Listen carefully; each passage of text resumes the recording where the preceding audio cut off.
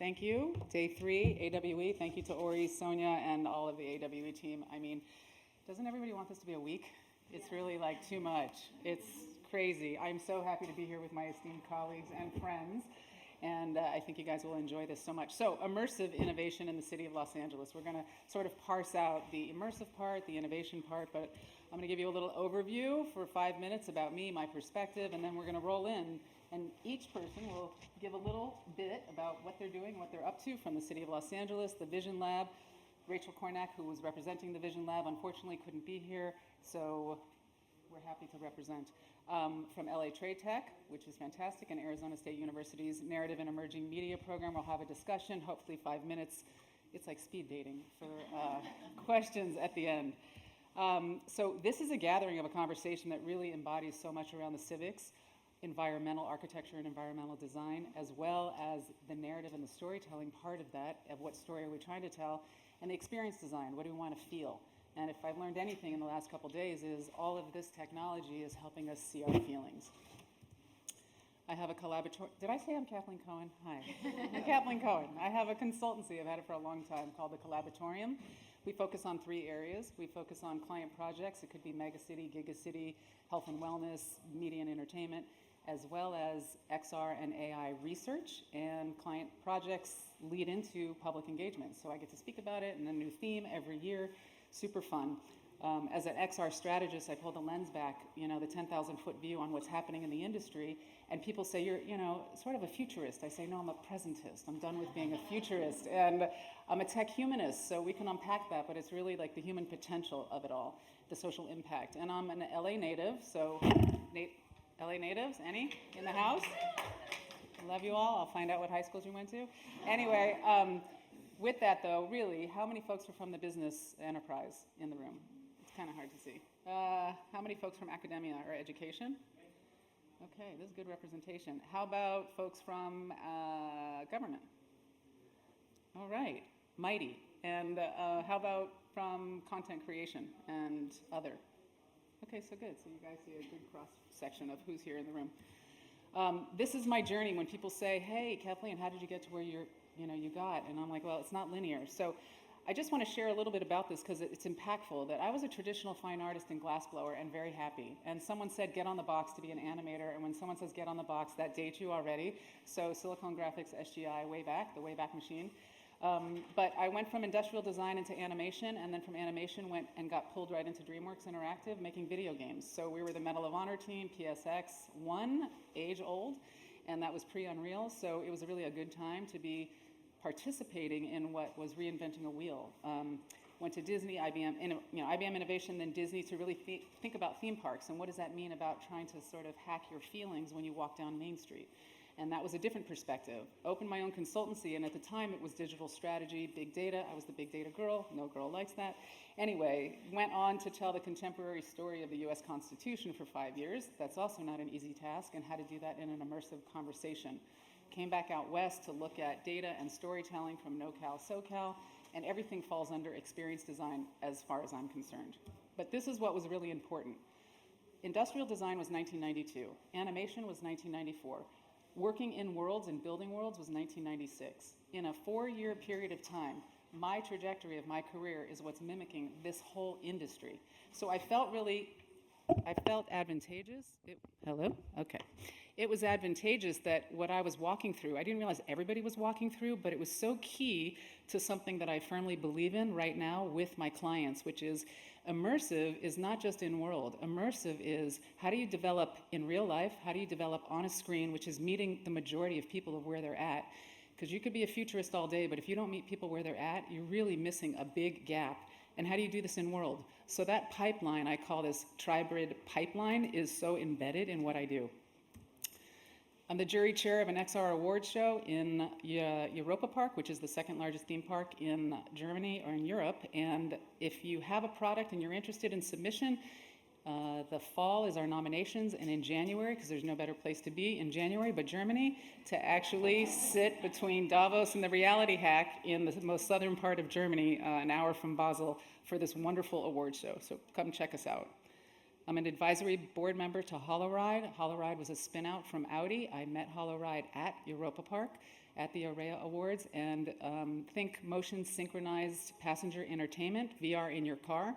We're currently going through a rebrand of B2C and now B2B, so exciting news. You might see some of these folks on the show floor, even though we have half a day left. Chris, are you here somewhere? General Manager, North America here, so if you want to learn more. This is the way I see it. For 28, 30 years that I've been in this industry, it's been two paths. It's been the fantasy path, the media and entertainment path of world building, and then it's the reality path. And you can look at this from architecture, simulation, from government, from twinning, or you can look at this from world building. And I really saw those as separate. And what's so interesting, aside from AVP, is more than just a month ago, we're in a full blended reality. And what that means is all these industries are trying to understand the same taxonomy, trying to understand the same verbiage. Every industry is calling it different, but we're all here trying to figure it out. So we're in that moment. And why that's so important is that guy from JPL, when I was at DreamWorks my first week, said, "Kathleen, don't worry, we're just in the developer years." And I was thinking we're getting to an end game. So almost 30 years later, we're in the developer years. We're never leaving the developer years. So this is just broadening us. We're not getting anywhere. So this is really about the journey. And if I could preach, really, yeah, I was like, all right, we're just going to be doing this forever. So suck it up and enjoy it and really love who you're working with. And with that, I'd like to introduce Dawn Comer from the Executive Office of the Mayor in the City of Los Angeles. Dawn, come on up.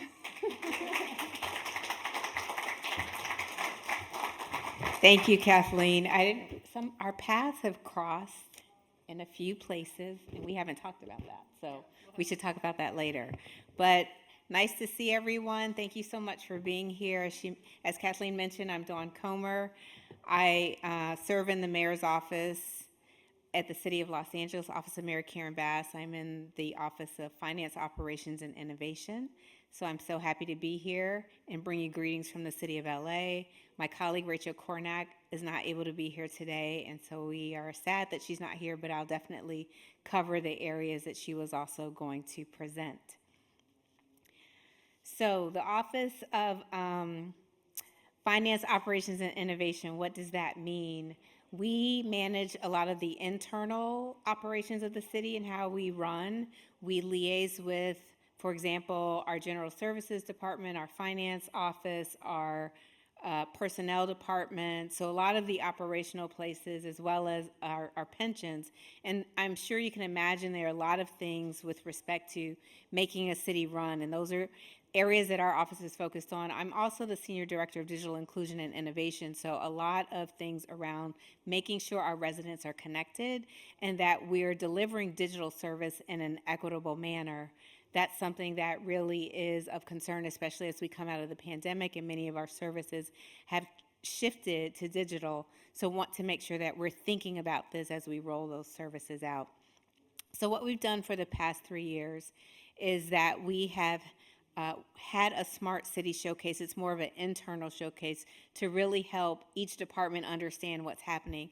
If you can imagine I'm sure you can imagine a very large city of the City of L.A., but just like Long Beach and other cities around the world and some of the companies that you work with, we have a lot of different departments. And so we're looking at how we use technology and data and resources to improve quality of life for Angelenos, for businesses, as well as visitors. And when we think about visitors, we have something very big happening in 2028, which is the Olympics, but also prior to that, we have the World Cup and a Super Bowl happening. So there's a lot that we're planning, and when I think about those things, I'm like, okay, a bunch of people, a lot of people from foreign lands, foreign places are landing and will want to figure out how to get to where they're going. So are we going to have a mobile app? Are we going to have wayfinding? Are we going to have things connected? How are they going to get to where they're going? And so we have a Smart LA 2028 strategic plan that our information technology agency has put together, and so it's helping guide our way. So when we think about the city, it's 40 plus departments, 4 million Angelenos, and we want to make sure that we have cross-department collaboration. So as part of the Smart City Showcase, the departments come together, and it's a way for us to come out of our silos and say, okay, the library is working on 3D printing, our Bureau of Engineering is using robotics and machine learning and a little bit of AI for hillside assessments, for emergency situations. How do we make sure that everyone understands the technologies that we're using so that we can scale in how we're doing this and we're not just developing it in silos? So in this image here, you also see our sanitation truck, that it's the first 100% electric sanitation vehicle in the world, and it's in the City of L.A. So one thing that we've also done with sanitation is to be able to capture images along the street as we're going so we can understand the cleanliness of that. So that's one way that we're using technology to improve the quality of our communities and of our neighborhoods. So when we talk about innovation within the city, this slide really shows how we're thinking about it and the opportunities for making change. From artificial intelligence to open data systems to virtual and augmented reality, there are projects across the city that use all of these elements. A few that I'm working on, one is it's called Predicting What We Breathe. It's an air quality project in partnership with NASA and Cal State L.A. around using Earth science data and ground-based sensor data to predict air quality. We know that there are a lot of challenges with health challenges with respect to pollution and poor air quality. So what if we could have a way to notify students, notify schools, notify families when there's a bad air day, and maybe at that point, maybe the students don't have recess that day, or maybe there's an alternate route for anyone who's walking to school, or just alternative solutions for dealing with air quality. When we think about Internet of Things and sensors for public safety, sensors for transportation, we want to make sure that we're doing these things in a safe manner. So when the city is rolling out this type of technology, we have guardrails. I know artificial intelligence is a huge topic right now, from federal to state to city, and even around the world. One thing that we're doing within the City of LA is making sure our teams know how to use it in a safe manner. And when we think about using it for the public, those conversations are still early, but we have to make sure the guardrails are there to protect residents, to make sure we're ensuring privacy. We have an open data portal at the City of LA, which is a way for students, for companies, for startups to understand the data that the city has. It's an option, a way to show transparency, but also it's a way to engage residents in citizen science. I've spoken to startups before who've looked at understanding all of the various parking rules that are on our signs. How many times does someone park someplace and you read the sign like 5 times to make sure you're not going to get a ticket, right? How do you really assess that? What if there was an app that says you're here at 2 o'clock on a Thursday, you can stay here until 4? Or maybe you're here at 2 o'clock on a Thursday and you can't park here. So there are a lot of creative solutions that we've engaged with community about on different solutions. From a digital literacy perspective, as I mentioned, part of my role is around equity and inclusion from a technology perspective. So we have a program, which is what Rachel was going to mention, called the Vision Lab, that focuses on addressing the digital divide. So I'll segue into that. But the Vision Lab is where we are working with community, and I love it because we get to hear from residents and help encourage residents who are trying to address some of the challenges that we are facing outside of the walls of City Hall when you think about connectivity. So it's a 3-prong approach to the program. It focuses on youth tech workforce development. It has a business idea accelerator where we work with entrepreneurs who have an idea around addressing the digital divide through a business. And it's also helping to digitize local small businesses who maybe they're a mom and pop shop and they're not yet using any type of technology to advance their business or to increase customers. So this three-prong approach is something that we're really excited about. We launched about a year, maybe 2 years ago by now, and the Business Idea Accelerator is what I'll focus on here. So it's a 10-week program where entrepreneurs, Rachel is the instructor, and she helps us really take that idea and help the business owners understand what it is they're trying to do, what they're trying to figure out, and how we can leverage technology to help. And actually, Marcela has been part of that. You'll hear from Marcela, but Marcela has really, from LA Trade Tech, has really helped us with working with the entrepreneurs as well.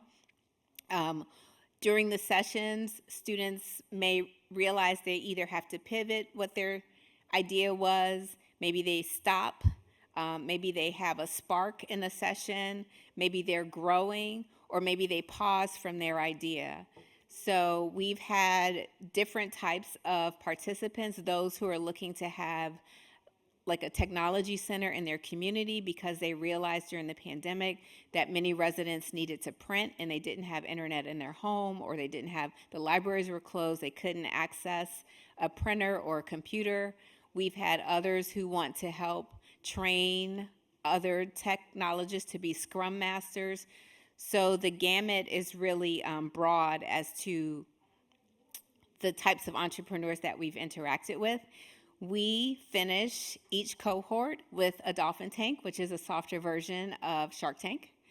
And so we have community members and business owners. We partner with our youth source center, our business source centers. We have them come in, and they are panelists who listen to, I won't say all pitches, but they listen to the idea and hear how the idea has progressed, and they provide guidance and resources. We have a yes and model. So if you think about the city, as I mentioned, over 40 departments, our library has a lot of resources, our business source centers have a lot of resources, anything. Our focus is really the idea, but we know that the business acumen piece about maybe a business plan, how to set your marketing plan, how to set up a website, things like that, that's what happens after the course is done with the resources and the partnerships from Dolphin Tank.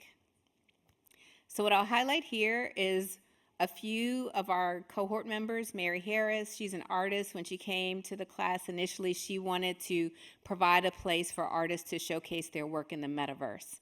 Mary has shifted a bit, and she wants to help small business owners create an immersive experience for their business with their customers.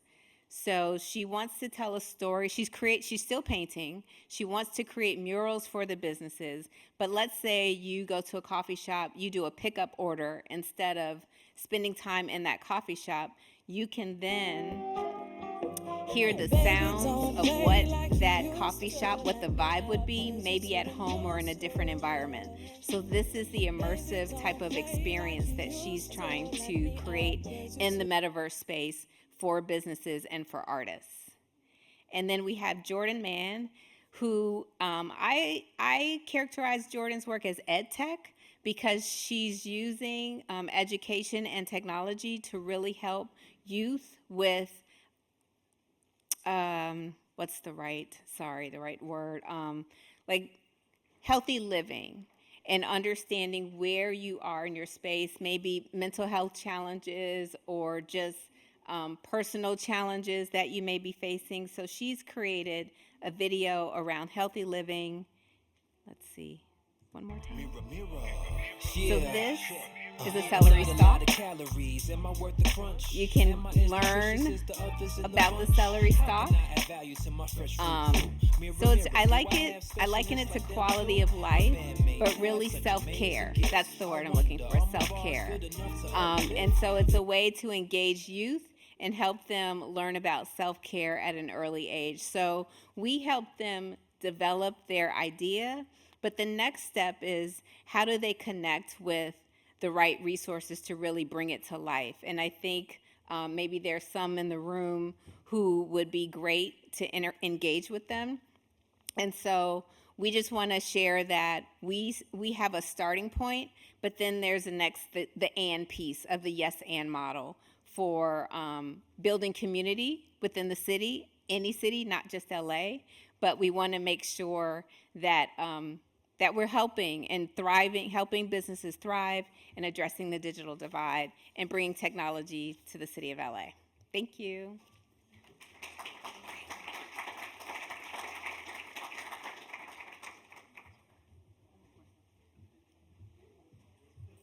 Hi, it's a hard act to follow. Hi, everybody. I'm a little short here. So I am Marcela, Olica, and for 30 years, I've been running an atelier studio in Los Angeles Trade Technical College. It's one of the 9, the largest community college in the country. And we've been doing what is called project-based curriculum. Basically, everything we do in the classroom is to enhance and improve the living conditions of our communities. I'm also super proud to be a board of directors for USGBC California. I don't know if you know about them, but probably is the most important green organization in the world. I'm sure you heard about LEED buildings. They're the ones that say, is your building green, yes or no? But as we all know, a green building doesn't necessarily make a good building after its use. So what I'm going to talk about here is 3 things. I think for me here is the why. I was really impressed, and that's why I wanted to be part of this, because the mission of AWE 2024 Long Beach is how are we going to use these communities to improve the challenges facing our society today.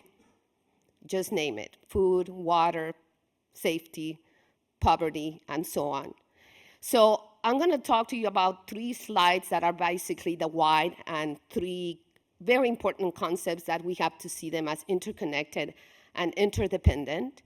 I'm trained as an architect, professor of architecture, environmental design, and I'm been really focusing on how the architecture software, and this just happened a year ago. I remember working for NASA, and I bought a $3,000 piece of land, but I could not bring the architecture software into the gaming industry. For the first time, now they're talking to each other. What does that mean? What are the opportunities that we can truly simulate our physical world into the virtual world? So that's what I'm going to talk about. And then I'm going to give you two examples. I have something that I call urban interventions. I've been working with the United Nations, and it's based on human rights. We developed 27 urban interventions that will eradicate poverty. It will eliminate crime. It will bring food deserts by creating green maker spaces in our neighborhoods. So here, and I apologize, they have a lot of wording, but I get a lot of feedback that people actually love to look at these later on because they are all recorded.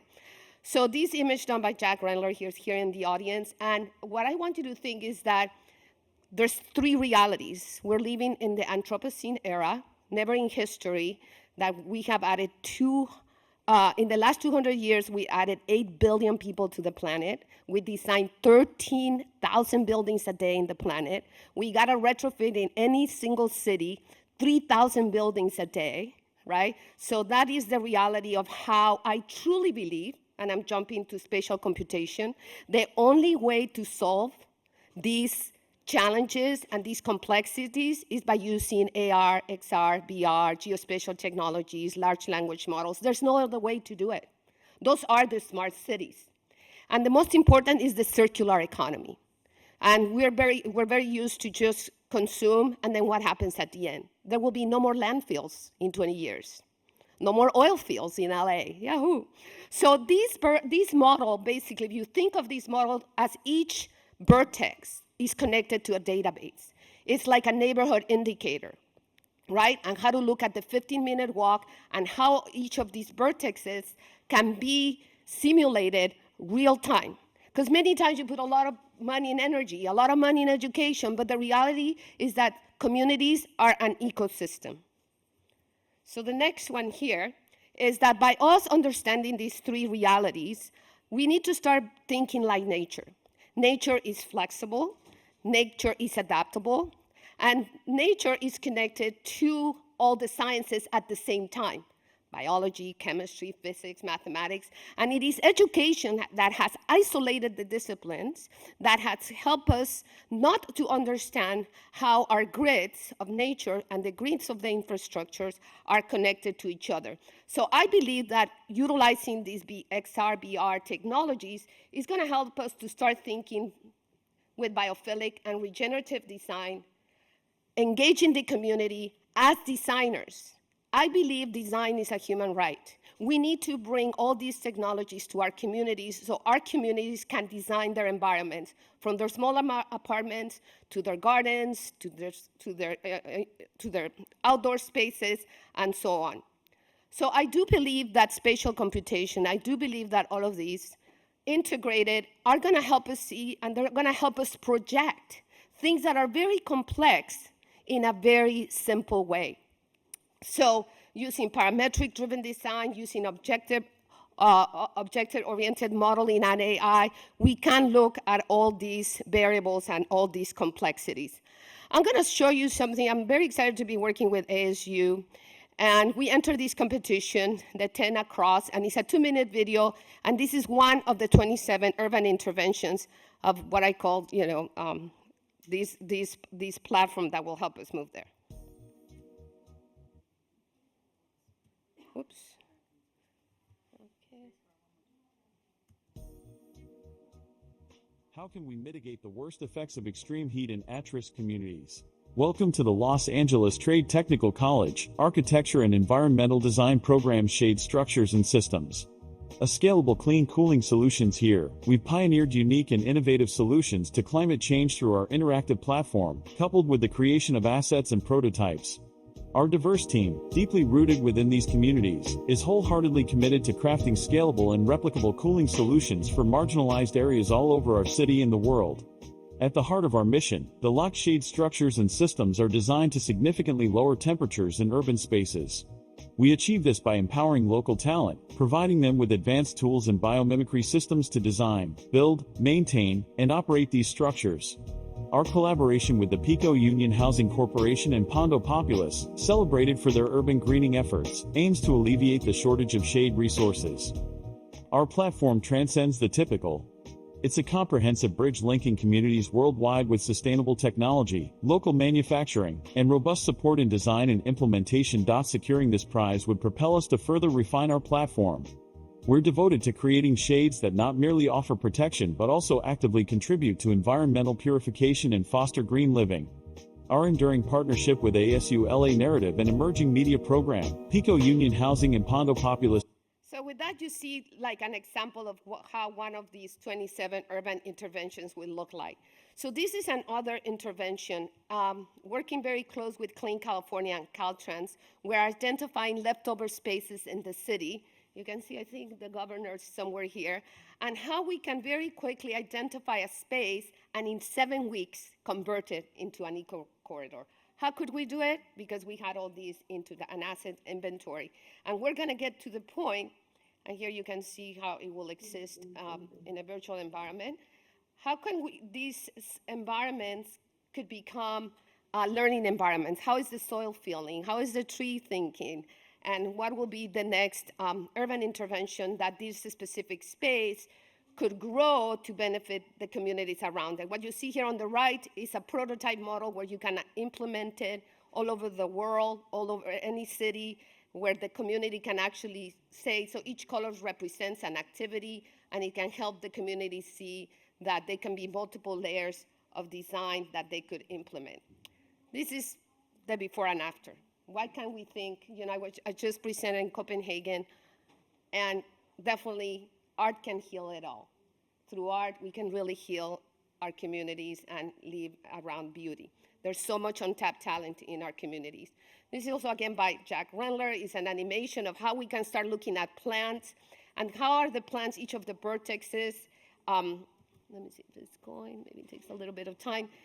How is the plant affected by the noise, by the pollution, by the electromagnetics, by the thoughts of the people around the plant, and how we can actually, inside these green corridors, we can begin to understand how the infrastructure and the natural environment can recreate a healthy ecosystem. So this is another example.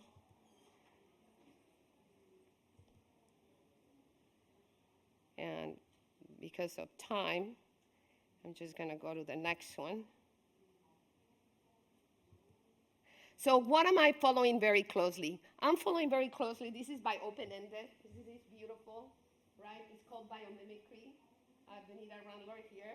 Inspired by nature, you can create art, you can create furniture, you can create, just looking at nature, we can be our own designers for our environment.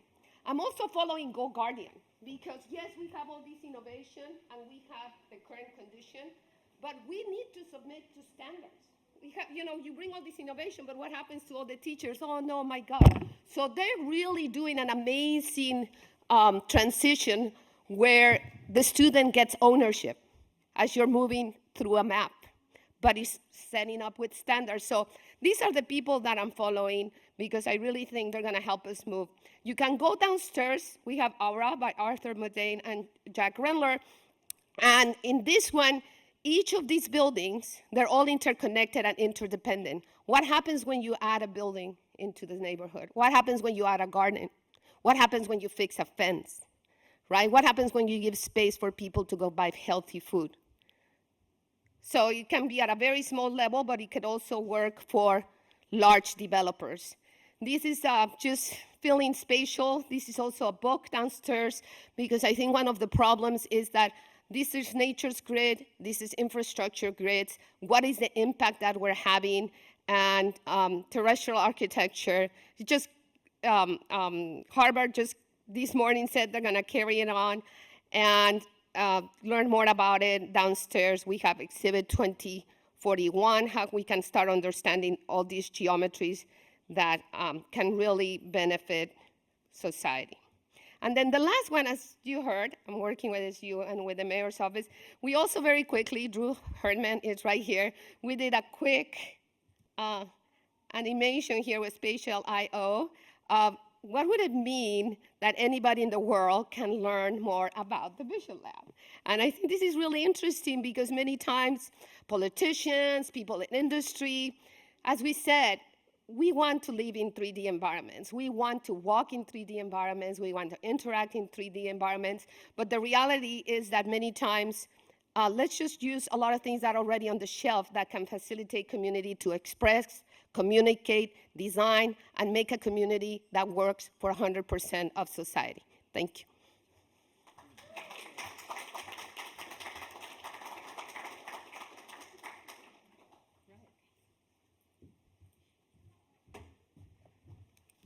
When Kathleen said go last, I forgot about all the amazing stuff and everyone's presentations. So here we go. I'm going to follow that. So my name's Ryat Yezbick. I'm an academic at Arizona State University in the Narrative and Emerging Media program. My background is in visual art and cultural anthropology, and I also have a business called Creative Fields Consulting. Just a quick little overview about one project I'm currently working on, which is a AI Humanities Scholar of the Future. I'm currently training an AI to act as a humanities scholar that will be able to allow us to assess a large archive of news media coverage of mass shootings in the United States since the 1960s and propose solutions for the issue. So a little bit of the work that we're doing, here's a performance piece I did around that. And what we're doing is we're really actually going to create two films. So one is going to be AI edited film and the other one is going to be human edited, and so you'll be able to see them in close correlation to each other. And I'm just going to skip through this. This is some of the training of the AI in process here, the team. So Arizona State University. So ASU, we just recently got a very amazing gift from financial support from the president's office at Arizona State University to support the Narrative and Emerging Media program, which I'll share with you in a moment, to really help build out a lot of the public programs that we're doing with this group here in the city of Los Angeles, particularly Kathleen and Marcela. So the Narrative and Emerging Media program is really about training graduate students, a number of whom are here today. Hi, guys. So really about training in the next generation of storytellers in immersive media. So we're really thinking about that nexus between film and journalism, right? And how to tell stories for impact in immersive, right? So this is about crafting story, right? And when we think about everything that Kathleen and Dawn and Marcela have shared, right, the importance of story in crafting our narrative as a city and our relationship as a people to technology is what's going to be able to allow us to imagine the future that we collectively want to build, right? So I'll just share this little video about our program and then jump into a little bit of the work that Marcela's already shared about that we're collaboratively doing here in the City of L.A. Arizona State University is ranked #1 in innovation, ahead of Stanford and MIT for the past 8 years. Now, ASU is offering a brand new one-of-a-kind master's program in narrative and emerging media to create new narratives in augmented, virtual and extended reality, virtual production, and experiential media. Based at ASU's new Los Angeles campus, the program for narrative and emerging media is a collaborative effort between the Sidney Poitier New American Film School and the Walter Cronkite School of Journalism and Mass Communication. This program draws on the talent of the global entertainment capital of the world to drive innovation and inclusion for next-generation storytelling. The curriculum for this one-year program arms students with cutting-edge visual storytelling techniques taught by top industry innovators, including award-winning directors Nani de la Peña and Mary Matheson. Students explore the emerging media toolkit, learn about the marketplace, connect with the field's top professionals, and develop critical media project management skills to tell creative fictional stories or nonfiction journalistic work. Housed in the recently renovated historic Herald Examiner building, the ASU California Center was custom designed to include a state-of-the-art emerging media hub with a green screen studio for virtual reality and live broadcasts, a planar LED wall with OptiTrack and disguise systems for driving industry-standard virtual productions and immersive content. Here, students master methods for integrating values of equity and social justice into their research, while remaining mindful of the needs of communities impacted by their work, and ensuring diverse creators tell stories from their own perspectives. You can create your own future and reality right here by joining us at ASU's Master's Program in Narrative and Emerging Media. So I'm just going to pause it there. So you can see we're led by the incredible Nani de la Peña, who was very sad to not get to be here with us all today as well. So what we're really doing in this program, right, is we're really thinking about how can we take what we're building at ASU and bring it out into the city as well, right? Like how can we share those skills with communities. So this came out of a charrette we ran when we first started the program. So our kind of 5 pillars are really around education, research, ideation, community engagement, and public good and policy leadership. So again, so part of this is really for us thinking around how do we extend out into the city. And so one of the programs we're doing around community engagement and public policy is this program we're calling City of L.A, which has 3 flagships under it. And one of those is a haptics lab that we're building out around haptics for inclusion, and how haptics can help us understand different perceptual experiences of other people in the virtual. We're also creating a lab for civic affection, which we're hoping to launch in the next 1.5 years, which is really about bringing together people from disparate parts of Los Angeles who might have different ideas about the world, politics, etc., and helping them co-create ideas of home and awe in virtual spaces. So it's a co-creation process. And then the third one is this project we're doing with Kathleen and Marcela, which is called Reclamation. And the Reclamation project is really about, as Marcela mentioned, working with Caltrans at these very key specific sites across the city of LA and working with community partners to actually imagine and design what those blighted spaces could be. So what we're doing is the community actually gets together, right, and designs in a digital twin what they want that site to look like and how it might serve their needs. Right. So the process here, designed by Marcela, is really thinking about how do we meet people where they're at so they can start thinking about using these technologies, the future that they want to see, right? It's not top down, right? It's really about giving people tools and access so that they can build that program, so that they can build that world that they want to see in their communities. So here's just a little image that Marcela shared a moment ago, right? But it's from Blight, right? So these are spaces that have really just kind of been left. They're not being used. They can become, dangerous, etc. So it's really about giving the community a space to take that area, right, and turn it into something that they want to use.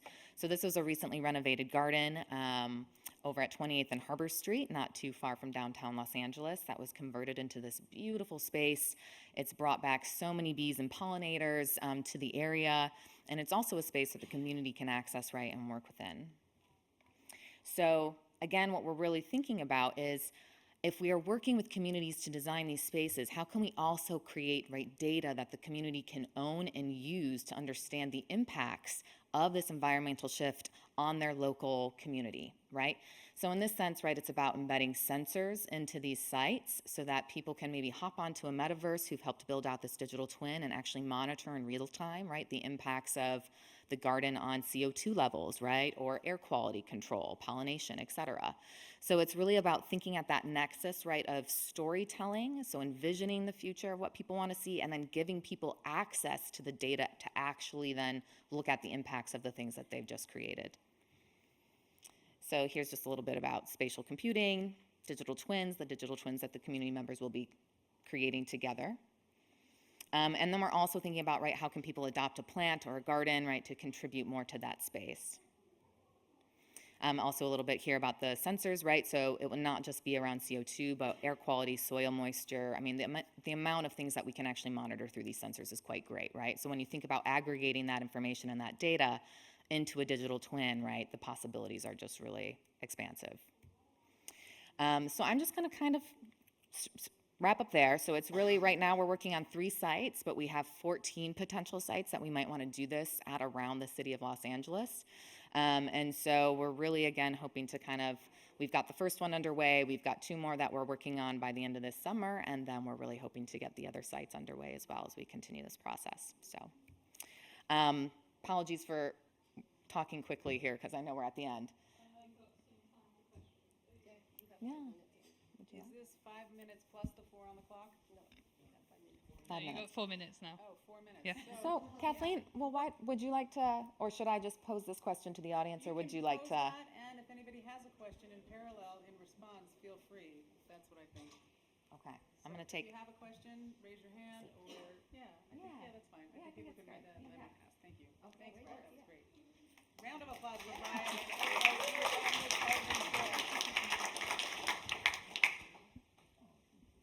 Okay, just awesome, inspiring, and I wish I lived in L.A.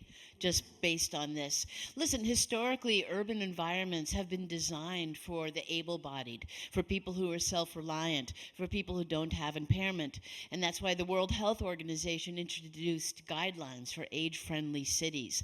And I'm wondering if you could please comment on how your work, how Smart L.A., how the Department of Innovation and Diversity and Inclusion, and your work, Marcela, and your work in storytelling is addressing the needs of our aging population. Thanks. Thanks. Great question. We have a Department of Aging at the city, and we have a Department of Disability. So in working with both departments, we do talk about the technologies that are needed. Some of the initial conversations I've been in is when we have a conference like this, how do we make sure that maybe someone who's hearing impaired can hear everything that we're saying? So we have the technologies in place for that. Even at our public counters, how do we make sure that everything is accessible? So accessibility and just consciousness of age are things that we're concerned about, and having regular conversations with departments. I will say from a Department of Aging perspective, it's been a lot around social isolation and how do we make sure we're overcoming that. What is really beautiful is the City of L.A., each of the government agencies, and they have a lot of amazing information. So now they're working really hard to work with multiple teams to making all that, meeting the code, right? Making sure that we do all that. At Trade Tech, I have a lot of, I don't call it disabled because I don't think they're disabled. I just think they experience life differently. So, and there's many ways to climb the mountain, and never judge a fish climbing a tree. So, yes. Can you hear me? Emily, are you in the room here? There's Emily. I was just downstairs trying on the Meta glasses, and if you double tap and say, Meta, tell me what I'm seeing, for somebody that could be sight impaired, and this was part of a project I worked on years ago called AugSense, and we were spatial mapping pathways for people with visual impairment in in real spaces. And what I see in Meta Glasses, which is Meta taking a picture, narrating what I see, translating it if there's a language barrier. I mean, to come full circle in the last 7 years of what's on the show floor answering that very question is just, and you too, Linda, in haptics. I mean, that's in the same vein. So I think we're on path, and everybody's asking that question, and that's the most important.